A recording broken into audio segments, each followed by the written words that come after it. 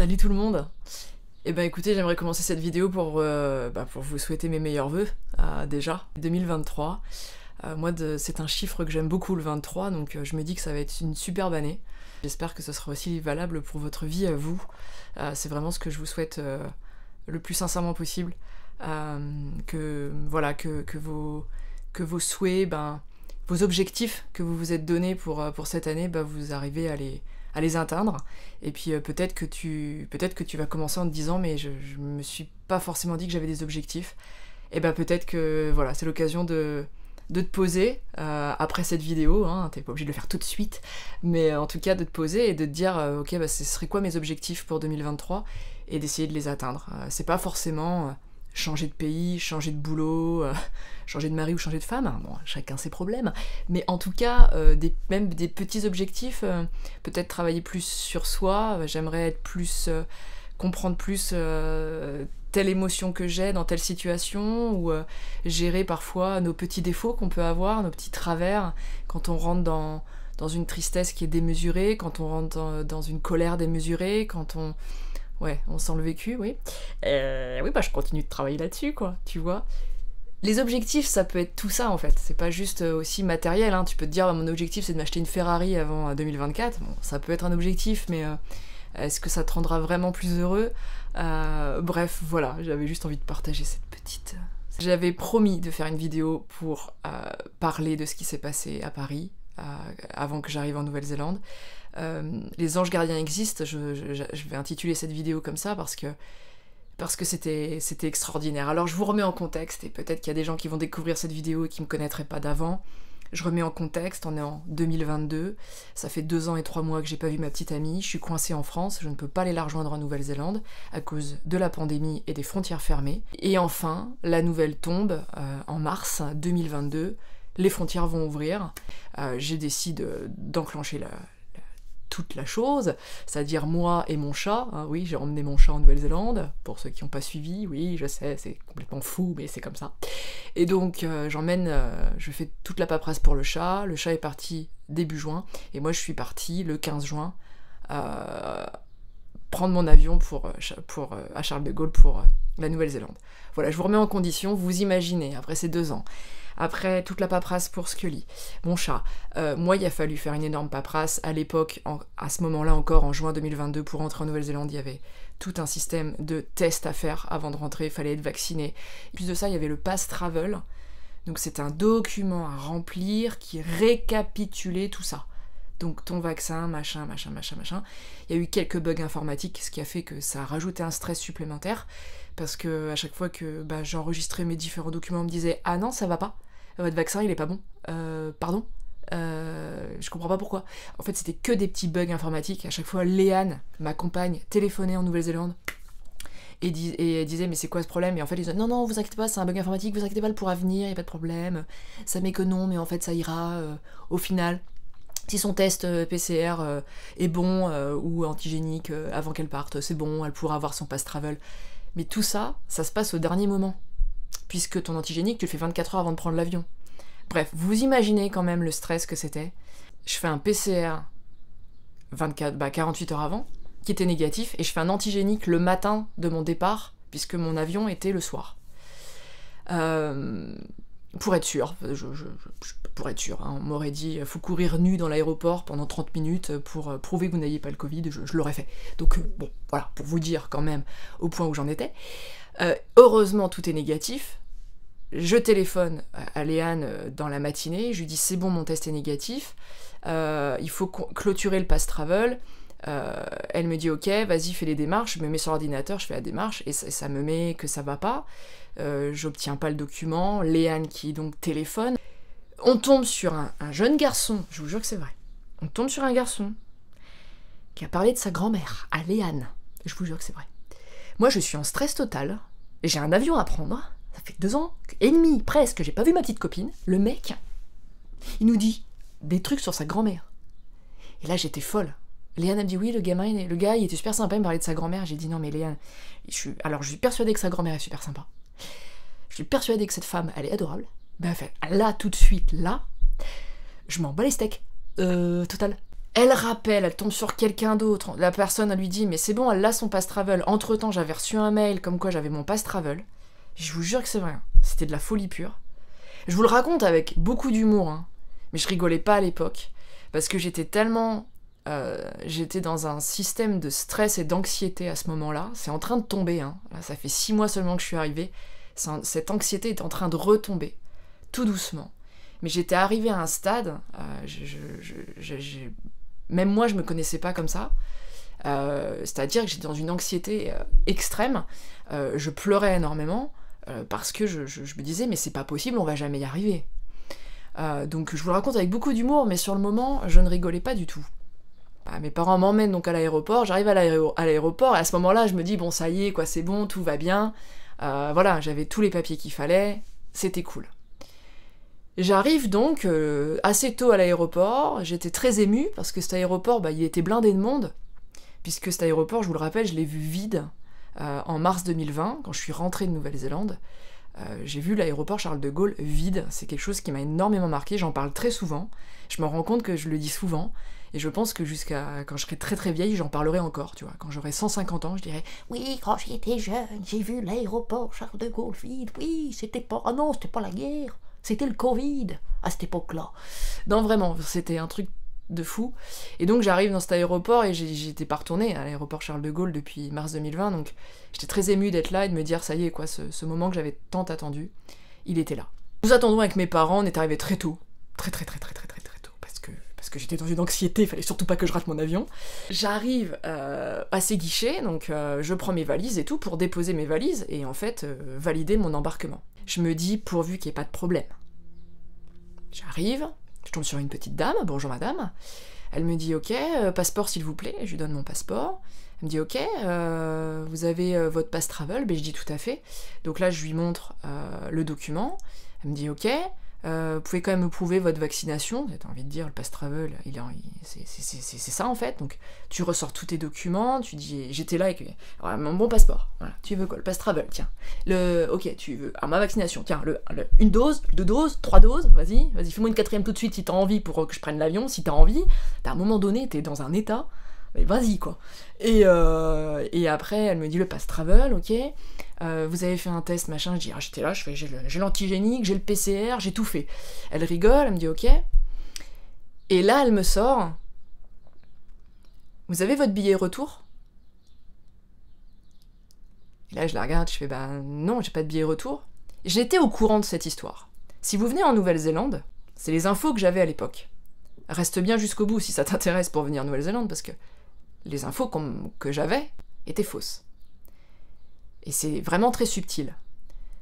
J'avais comme info, soit tu as un billet retour, soit tu dois prouver que tu as assez d'argent pour t'acheter ton billet retour. Pourquoi? Parce que je pars en Nouvelle-Zélande à ce moment-là avec un visa visitor. Un visa visitor, c'est... alors, faut vraiment rentrer dans les détails, c'est pour ça que c'est un petit peu chiant, mais en tant que Français, vous n'avez pas besoin de faire une demande de visa pour aller visiter la Nouvelle-Zélande si vous voulez y aller en vacances. Vous ne faites pas une demande de visa. Pourquoi? Parce que nous sommes ce qu'on appelle des visa waivers en anglais. C'est-à-dire que nous, Français, on n'a pas besoin de faire une demande d'entrée de visa avant d'aller en Nouvelle-Zélande.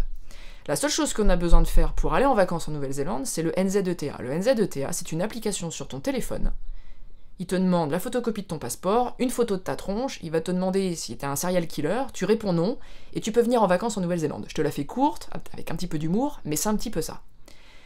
Quand tu arrives sur le territoire, c'est-à-dire quand tu arrives à Auckland à l'aéroport, tu passes par l'immigration, et là on te tamponne ton passeport avec un visa visitor de 3 mois. Tu as donc 3 mois pour visiter la Nouvelle-Zélande. Il faut savoir que tu as besoin d'un billet retour. Moi, à ce moment-là, j'étais persuadée que soit j'avais besoin d'un billet retour, soit j'avais besoin d'argent pour prouver. Donc, j'avais imprimé mon dernier relevé de compte en banque, j'avais même mis les montants en euros, et je les avais mis en dollars néo-zélandais, pour que ce soit vraiment très clair pour la personne. Je montre ce document à ce moment-là à cette dame. Et là, elle me dit, je suis désolée, ce n'est pas un document valide, il me faut un billet retour. Et là, je me dis, mais c'est une blague. C'est pour ça que je vous ai raconté tout ce qui s'est passé avant, pour vous imaginer dans l'état dans lequel j'étais.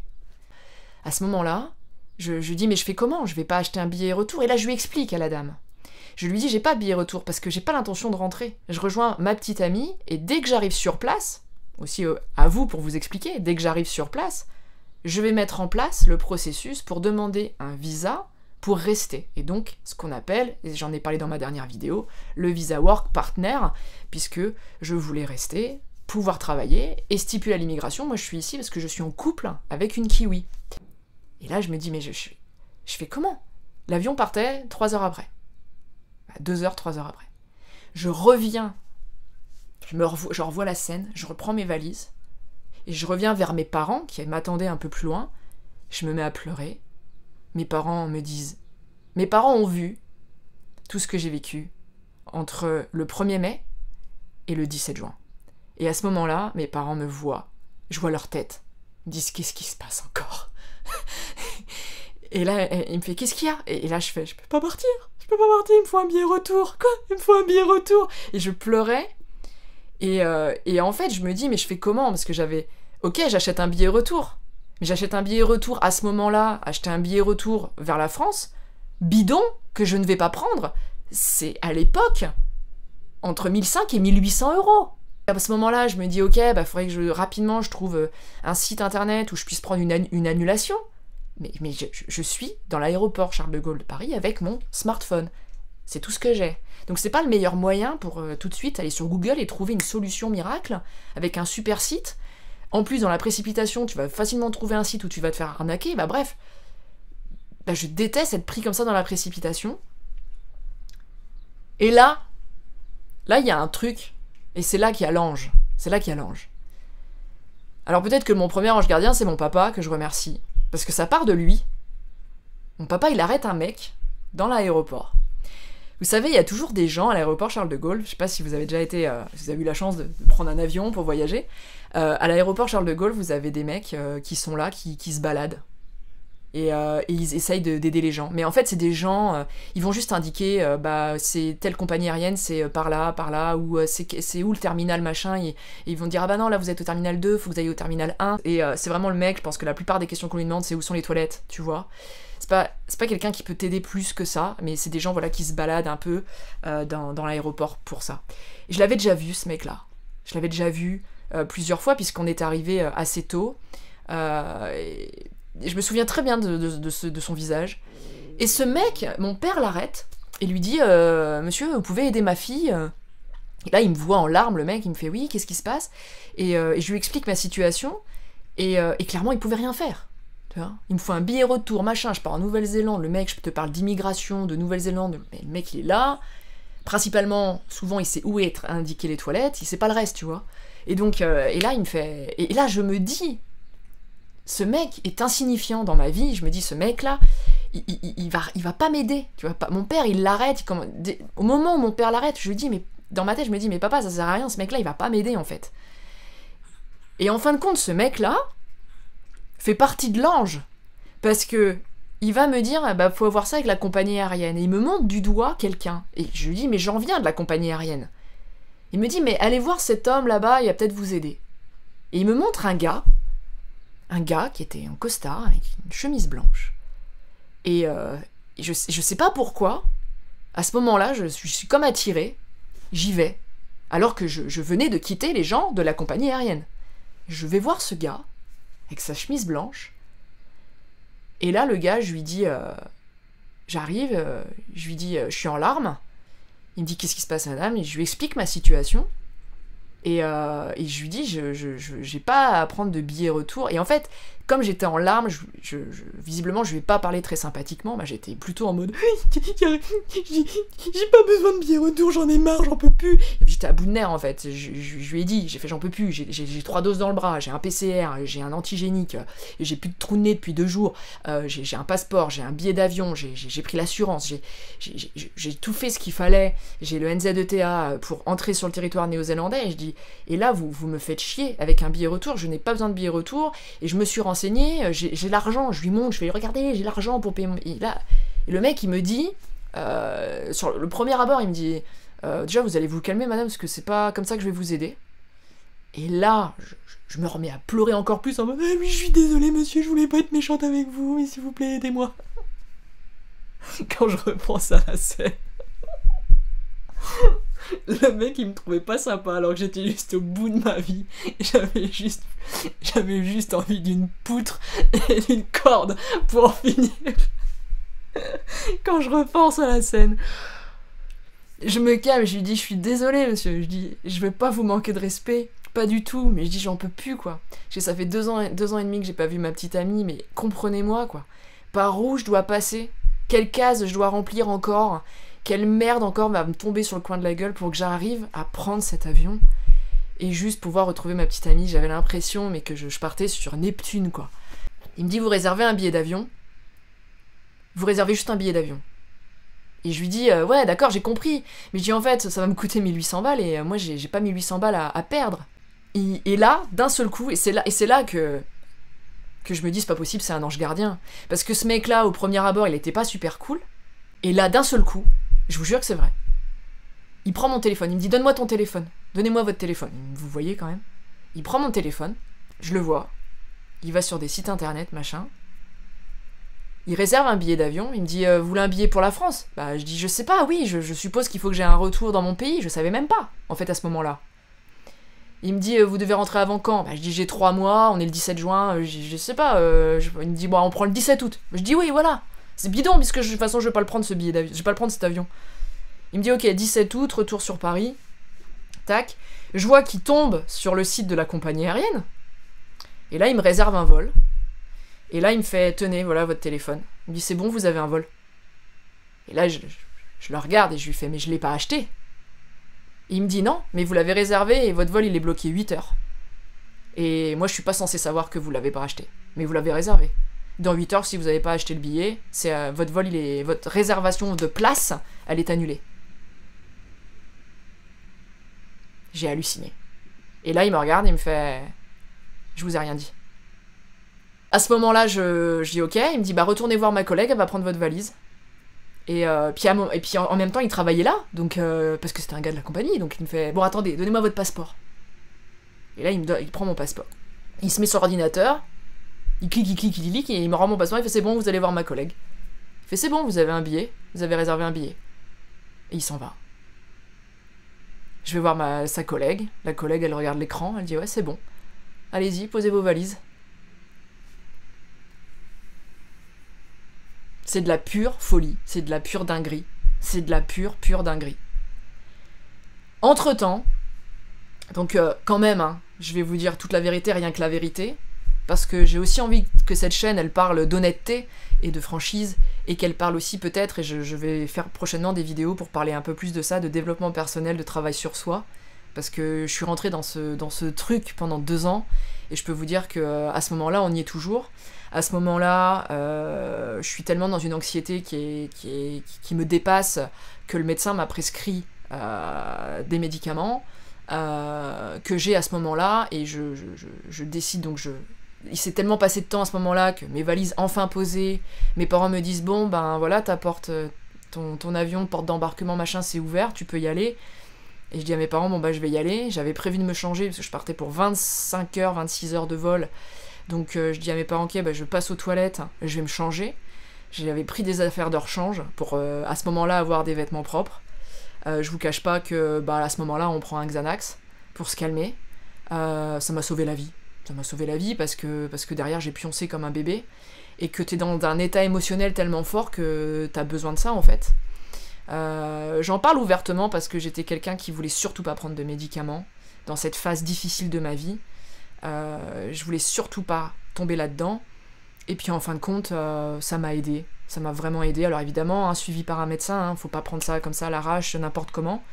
J'en ai très peu pris, en fin de compte, par rapport à d'autres. J'en ai pas beaucoup pris. Mais dans des moments comme ça d'anxiété qui vous dépassent dans une situation qui est très difficile, après ces 2 ans de pandémie, c'était très compliqué pour moi.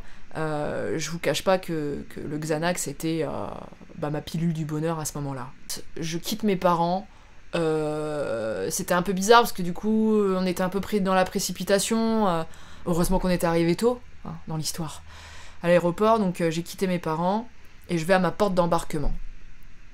Quand j'arrive à la porte d'embarquement, je voudrais faire un clin d'œil à ma cousine Émilie.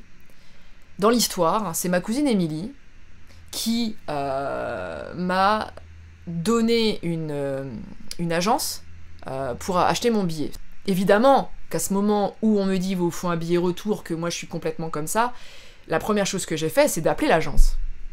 Évidemment, à ce moment-là, moi, mon vol était à 21h, donc à ce moment-là, il doit être, je sais pas, il doit être 19h, bref, l'agence était fermée.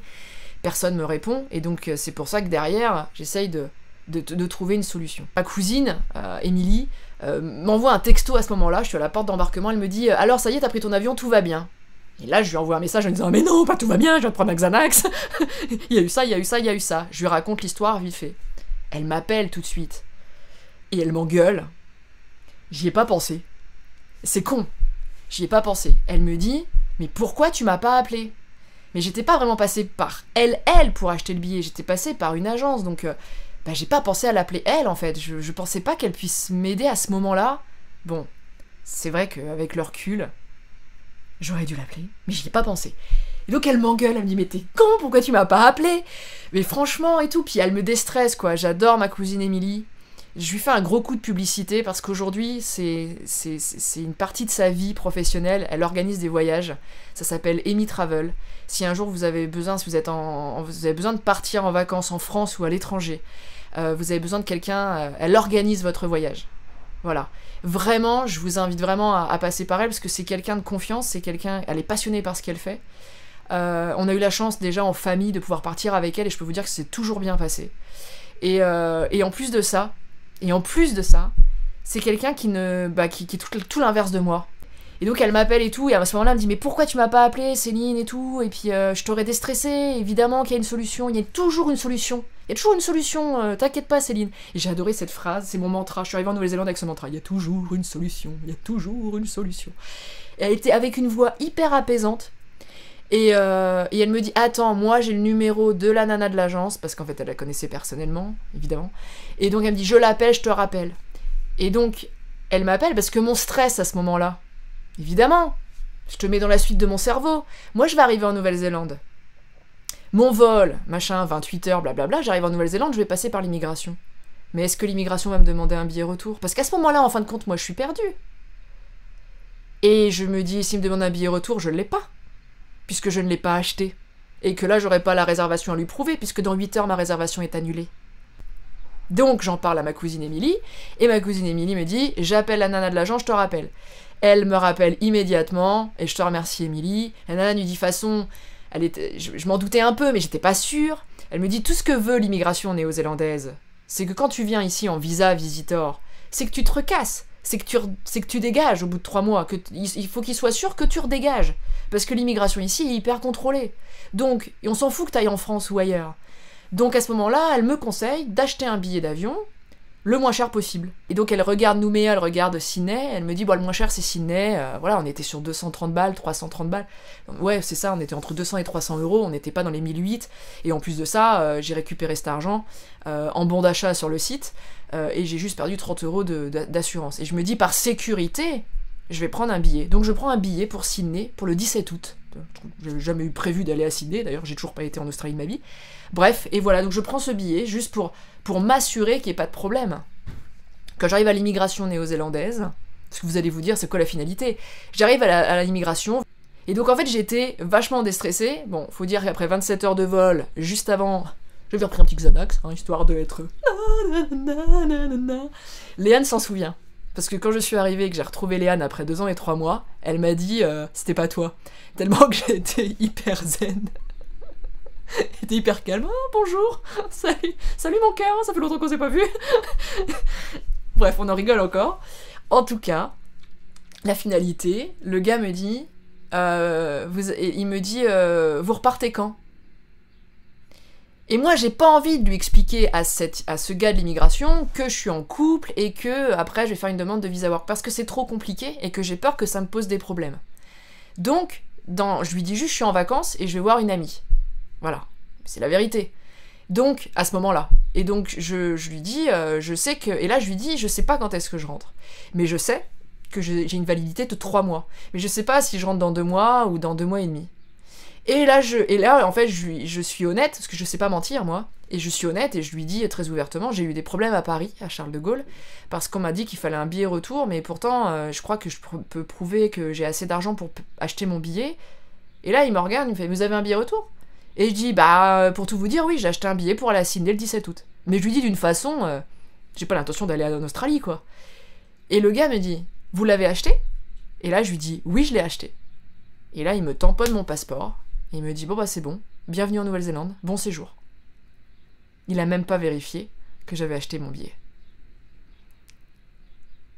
Tout ça pour ça. Oui, tout ça pour ça.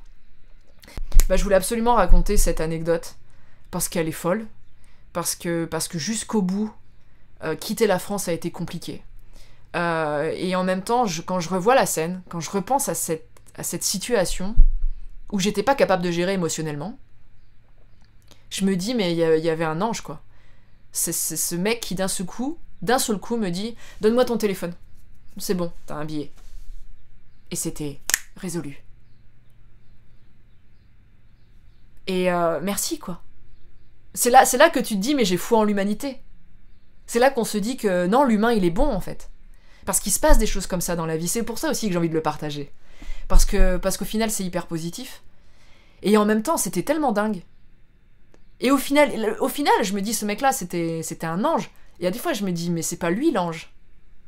C'était pas lui l'ange. Au fin de compte, l'ange, c'était ce pauvre gars qui est juste censé montrer où sont les toilettes, qui à un moment donné se fait arrêter par mon père et qui dit, allez voir ce monsieur là-bas avec la chemise blanche. Et je sais pas pourquoi j'y vais. Alors que j'aurais très bien pu dire, mais non, il va pas m'aider, ça sert à rien. Mais j'y suis allée. Et je me dis, c'était lui l'ange. Tu sais, cet être insignifiant, là, qui est tout le temps là, en train de montrer les toilettes, mais en fait, c'était peut-être lui. Il était là, puis je l'avais remarqué. Franchement, je sais pas, tu vas me dire, non, mais c'était juste un être humain et tout ça, ce sont des coïncidences, machin. Tu peux penser ce que tu veux, mais moi, je me dis qu'il y avait un ange gardien quelque part, qui m'a aidé à ce moment-là. Franchement, il y avait une énergie à ce moment-là qui s'est dit, bon, ok, là, les gars, il faut qu'on aille l'aider, la Céline, parce que là, on est en train de la perdre. Elle va pas prendre un Xanax, elle va prendre toute la plaquette. Donc là, faut faire quelque chose. Et là, à ce moment-là, il y a ce truc qui se met en place. Évidemment, je remercie mon papa, parce que c'est lui qui arrête ce monsieur. Et le fil en aiguille, ça s'est résolu. J'ai envie de partager ça, parce que j'espère que ça peut vous inspirer. Parce que j'ai envie de le transmettre. Et j'espère que ça va vous inspirer à vous aussi dépasser vos peurs. Parce que clairement, toute cette vidéo, on était là-dedans, hein. J'avais peur de pas pouvoir prendre l'avion, j'avais peur que mon test soit positif, j'avais peur de tout. Ce sont des peurs parfois qui sont inutiles, qui créent de l'anxiété qui est inutile. Et ma cousine a raison, il y a toujours une solution. Toujours. En tout cas, je l'embrasse, ma cousine. Je voulais vraiment lui faire ce gros clin d'œil. Je vous mets le lien de son site internet, de tous ses réseaux sociaux sur lesquels vous pouvez la retrouver. Instagram, Facebook. Je mets tous les liens en commentaire de cette vidéo. Voilà, je lui fais un gros coup de publicité, mais ça me fait vraiment plaisir parce qu'elle a toujours été présente dans ma vie. Je lui dois beaucoup et je lui dois encore pour ce petit moment où elle m'a aidé à la porte d'embarquement et de prendre ce vol pour Sydney, où je n'ai jamais été, mais au moins qui m'a rassuré pour passer 27 heures de vol sans avaler toute la plaquette de Xanax, quoi. Voilà. Sur ce, prenez soin de vous. Je vous dis à très très vite pour une autre vidéo. Et dites-moi en commentaire si ça vous intéresse de pouvoir échanger sur ces sujets. La peur, l'anxiété, de travailler sur soi, le développement personnel. De parler ouvertement de toutes ces émotions qui nous traversent, qui sont compliquées et qui en même temps font la richesse de l'être humain que nous sommes. Dites-moi en commentaire si ça vous intéresse parce que moi j'ai très envie de partager ça avec vous. Je vous embrasse.